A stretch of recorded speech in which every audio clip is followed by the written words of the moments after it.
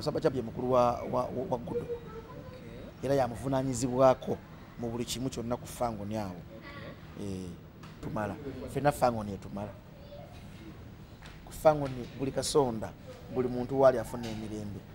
Empisa Gudo jiba muyisa mu Gudo akwata esimu masa meka. Sorry masa abiri iPhone. Gudo alina ku skate. Gudo muyimbi. Gomanyi tafiibwako. Gudo asoma bamukima mu motoka. Alpha de chima abana. Obe mtukendera yone chima abana. Gudo naye wakola kibwa. Obulamu bulungi ku Fangoni sijja kulimba. Era nabo bagamba obulamu buki bulungi. Asoma na kusomera awe kansanga awo. Abana ba alien basomera. Naye jasomera Gudo. Nga alien era yawerera. Of course era yawerera kuva wetali okusomerawo. Paka ne kati ya school fees zibadde ezo mwaka mulamba.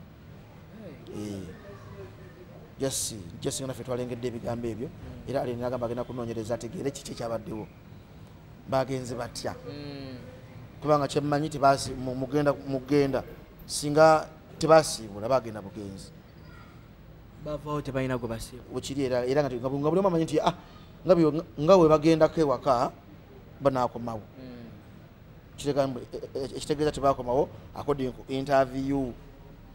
Of course Gudo wajja ku Fangoni ngali ne abayise kujja ku Fangoni ne Saba Champion okujirako nga ye mental kubanga jukira yalinga mentalize okuva ku TikTok wali erino okuberenga jakola eringa wana content na buli kimu so wajja ku Fangoni yana janga era n'enyimba esinga Gudo zadde nga ayimba Saba yakola ki yaziwandika era yaziwandika si Gudo Saba yaziwandika. Okay, mwasibye mutya abatulaba amanya n'eddobozi yenze Jonas Sentongo maniriza tenate kumukutu gwa omuganzo gwa Tindi Files gone yakatwengako gendera ddala mu maaso n'okubanga ate osubscribinga n'abagamba ine ensibuko y'ebirungi ate era n'ebyessanyu. Weewaawo olunaku olwaleero tukoledde waneno ku Climax Lounge Makindye kafuka mulembe nnyo era eyeetaaga okubanga ate afuna treat mu bintu by'ebyokulya balina restaurant ey'omulembe ddala kossa n'abaana ate we basobola okubanga ate bafuna essanyu nga bouncing castle swimming pool n'ebirala byonna. Climax Lounge basangibwa neno Makindye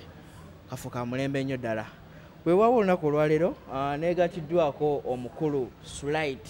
mu Sudan son of mama Namutidde Omuggalanda. Bannanga amanya alina mangi ate era wali eri ku kitebe ekya Fangoni y'omu ku bakulu ate abalinawo sse.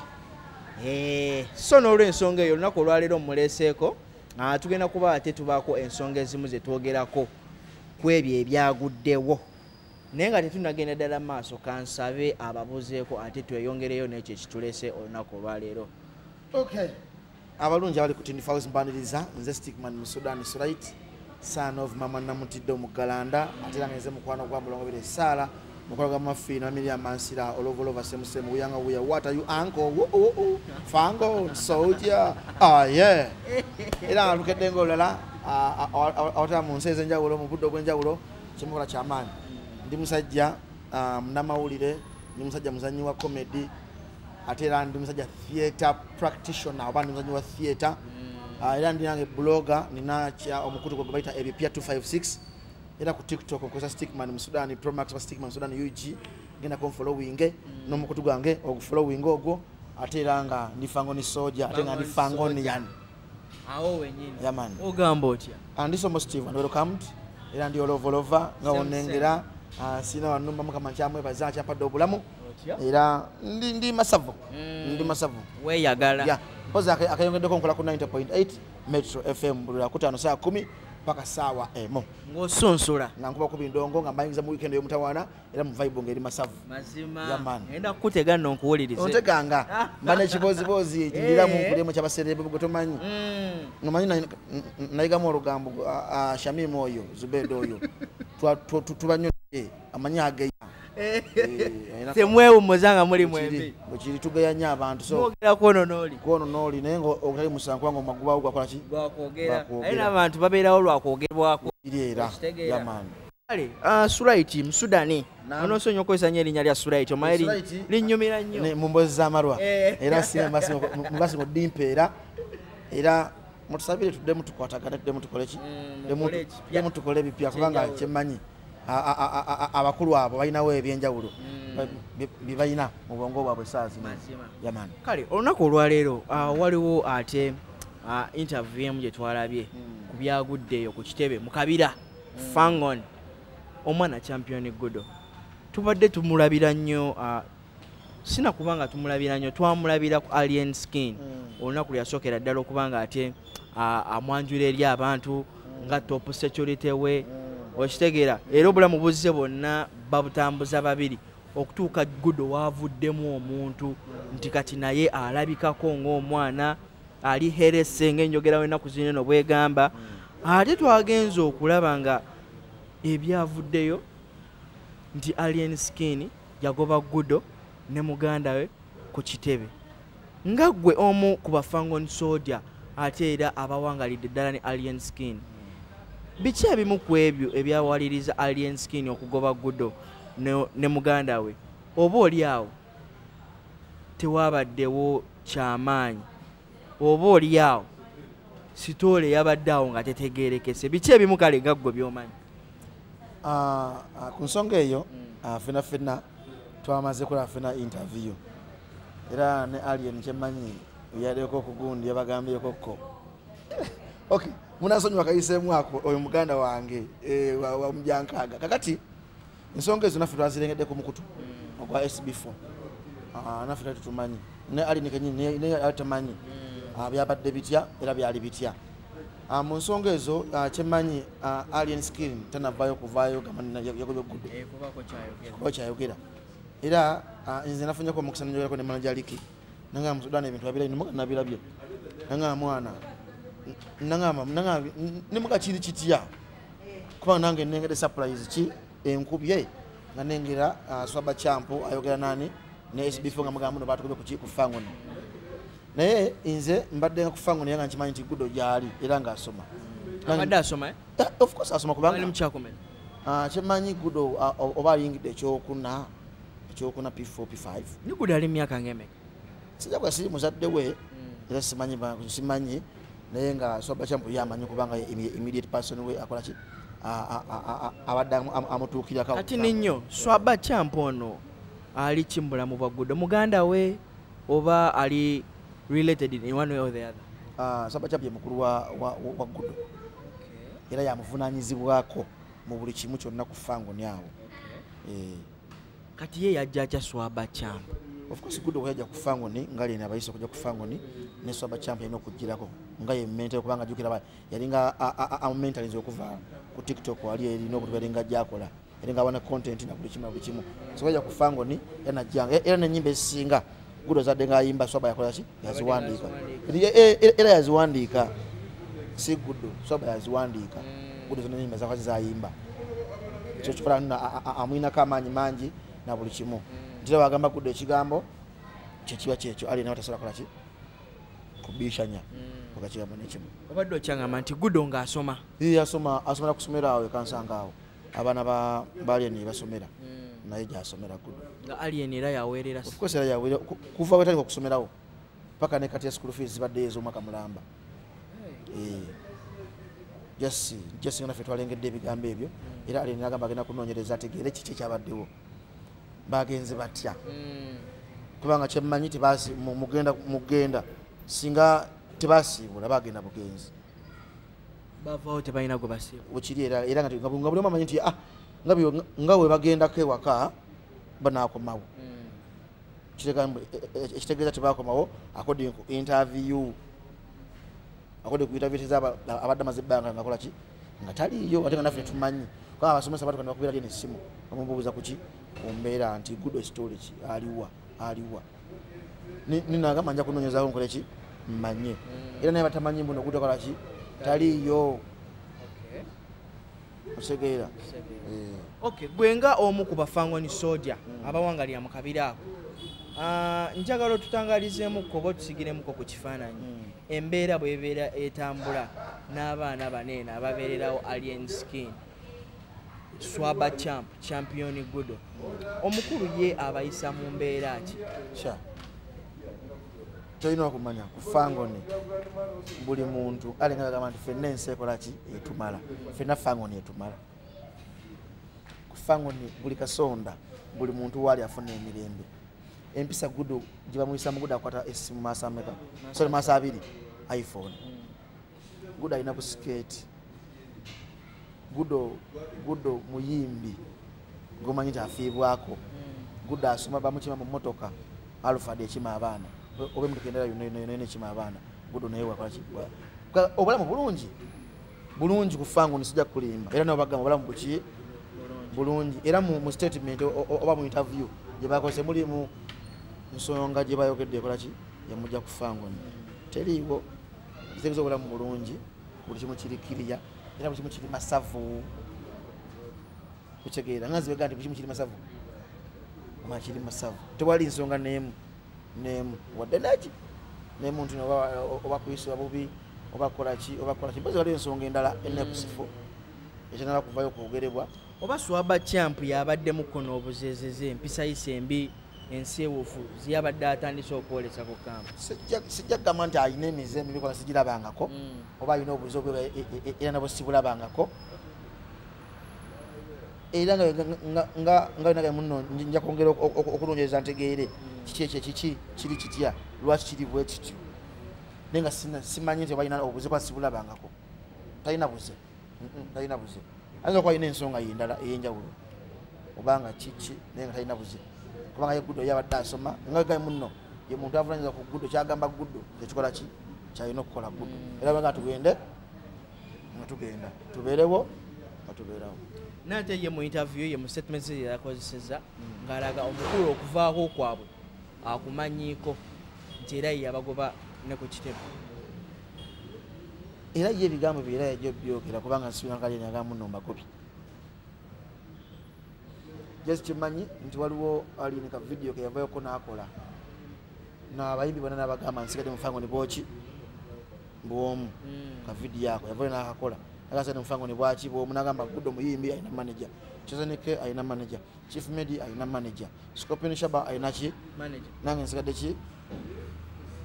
nenga sisubirawo nsonga ndala mbuba kiki subirawo firimu omanye ebigambo bingi mu Sudani era abantu boogerera ddala bingi kati nganze amanyiko ekitono ku Fangoni nagenza okuwulira abantu nga boogera bagamba nti Swaba Champ yali yeesitudde ng'atandise okuyimba ekitaasanyusa mukulu kwe kumufubutula Swaba Champ kuva dda muyimbi noba asiba tebakimanyi Swaba Champ kuva dda muyimbi era yasitopingamu okuyimba okukwe ng'apushinga muki muganda we nani alien akimanyiko yagenda omufunanga muyimbi era mugende mulonyoze ku music wa Swaba Champ omukadde gyali ng'ayimba bamanyi Swaba Champ kuva dda muyimbi si kino alien adda akimanyi Swaba Champ muyimbi ate alien tagobangako muntu awo kubanga ayimba nedda just expectation izo zibanga ziri high go ejjawo wekaweka ebirubirirwabyo nti gwe omukujja ku Fangoni wali osuubira ki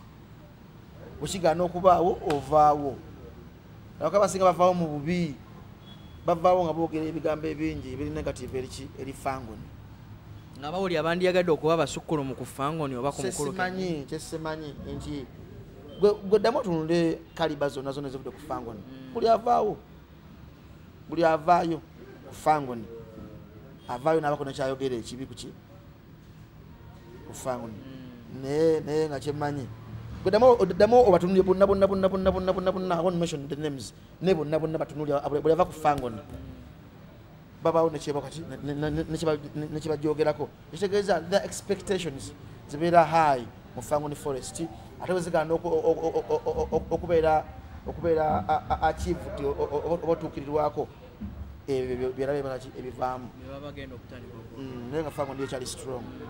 sobola Gudo ye school fees zikyaliyo kusomera mwaka mulamba tamu 3 namba kati ye ebyokusoma kw'essaawa zino kuba kati akaseera abaana bakyali ku masomero okusoma yakuyimiriza Gudo kyesimanyi nanti omukulu yakola ki yasalawo ye Swaba Champ yasalawo Gudo oba okusoma kuyimiriza wakola ki kyakuyimiriza naye nga yessomero lyo libanjani paka ti Gudo is a brand Gudo ye musajja w'amaanyi Gudo is a superstar ono omwana anoonya sympathy mu ngeri emu oba endala sijagamba sympathy omuntu okuva okutula mu kamera abaako nekyayagala okukola ki okwogera sijja gamba nti sympathy as such yakoze interview ng'omuntu omulala yakoze ng'omuntu wena okola interview yasobola kuba nti nakubuuza ebibuuzo nobako nebyoddamu ngomanyi fenafena abavubuka tukola interview naye nga era Allen nga nze bwagambanga nti buli wotulanga mu kamera abanko nekyokola nekyogamba nga abantu either nga kirungi oba nga kibi so kati ku side ye anza okuba ye yakoze interview kubanga badi balina basikiti bazannya ate nga alina promoting omuki omuyimbi tumanyi nza okuba nga strategy ndala yayagadde kweyesaawo nga yeguddo ye wamulabye nti yeguddo ye yadde ayagala kudda ku fangoni yeguddo akyala kudda ku fangoni nga yeguddo ali navayoko nangamba agambo kamu nanga Musudaani nsobola otendeka omwana omuto okuva obuto obusinga omuki omuntu omukulu olwensonga omuntu omukulu aba yayingizaamu dde ebintu ebyenjawulo mu bwongo bwe nga kizibu nnyo naye kati guddo tasobola kwerabira kaseera ku fangoni tasobola kwerabira bintu bina ku fangoni bya misinga iPhone ABCD so obo era guddo kyobola abaisaazi no he can't forget Alien Skin kyole mu interview yadde ayogera nga tamuka bulungi bamubuuziza omisinga fangoni naga simanyi akitegeera nti era nga addamu enzira muyone ate ng'alwawo okuddamu nati ye guddo omutuufu guddo obanga tagenda kukola kintu tajja kikola guddo obanga nakola ekintu ajja kukola ekintu so abadde afunye emikwano emipya obulamu obupya nga era obulamu bukyuse obube era omulengera bukyuse okuva we yali ne bwali kati esaazi neeno so omulengera nti no era yabadde nga yeye amisinga fangon so ekyensaba mu kino omukulu Swaba mbadde nsaba atule wansi alowooze nga ye omuntu omukulu ne champion guddo nga ye future champion guddo eri etya n'obulamu champion guddo bwamwagaliza ngapo buli butya however much mu interview ng'omuntu onakola interview nti sijagala muno oba kiki bibaawo naye nga ye champion guddo tumuwa omukisa akole ki asome okay Alien Skin ng'omuntu gwe tubadde tumanyi nti yavunaanyizibwa ku bulamu bwa champion guddo mu buli kimu okimanyi nti yaziba n'okuba nti champion guddo alina maama we ne taata we wabula tulabanga ye ya groomings omwana ono kuba yamufuna ku myaka emito essaawa zino tali mu bweraliikirivu oba mu kumanya kwagala kumanya nti champion guddo essaawa zino abeerawa alidde ki yo waayo asoma omuntu wagenda nga tagambye lwakyagenza takusiibudde natwala initiative kola ki kubuuza oba omanya akyaliwo kubanga mugenda bagamba tebakola ki tebasiibula ate ono omwana muto kyawukana nti kigambo nti Swaba Champ yavunaanyizibwa kwani ku guddo yamutwala era yamugamba kino nti kino kikole kino kiba ne ku show tubanga tunagenda ku show kuyimba ali nagamba Swaba guddo wemukola kimuteeketeeke ekigeti ali nsi yavunaanyizibwa kwene ku guddo amuvunaanyizibwako bino tugeze ku show kuyimba bisi ne Swaba Champ ye byonna ku guddo ekigeti esi Alien Skin yavunaanyizibwa kyobalaba era ne booking zijja Swaba Champ yamukwasaganya kitegeza guddo naye bamutongoza ng'omuyimbi mu fangoni kugambe kakiripu kali Alien Skin ng'ayogera mu nnyumba yali mu nnyumba ng'ayimidde mu nnyumba basinga bakujjukiza era Alien Skin yagamba nga oba ombuukinga nga nzi ne guddo ombuuke nga ki naye sente zanjawulo omagala agireko brandi zanjawulo yaman kyola guddo alina gundi akawunti eyiye eya YouTube ne TikTok akawunti eki eyiye era bidduka zimwa Swabani mu kaseera kano omukulu tamisinga mwana ono yakategera butegeezimu tebaliiwo tebasula mu nyumba ye nandi Alien yakategera butegeezimu tebaliiwo ojjukira badde ku Canada yabadde taliimu yati taliimu kati ne era wedde ku Galaxy awo ne bamugamba bani ba Alpha ninagamba kemungambye kankebere ninaga kufango naye tulina naye kanyina ku nsonda eri ate nga taliyimba fango department nene baba bakwasaganya bino ate tubadde mugamba nti bantu baliiwo tanoonyereza era bamugamba muntu taliiwo nagamba yagenze kale bitunga bya hayira kya kufangoni ya fangoni bigwa kifangoni oba tuyombye ne jona muli wa fangoni meeting etwa ku fangoni febya fangoni bigwa ki kifangoni era ku fangoni ate mu ngeri ya fangoni mu lufangoni fangoni nga tumaliriza njagala okumanya actions ki ezigendedde ddala maaso okuba nga ate zitakingibwa up ku fangoni okulaba nga champion good wamu ne swaba champ bakomawo. No action yet as per now kuba nafe kyalimu okunoonyereza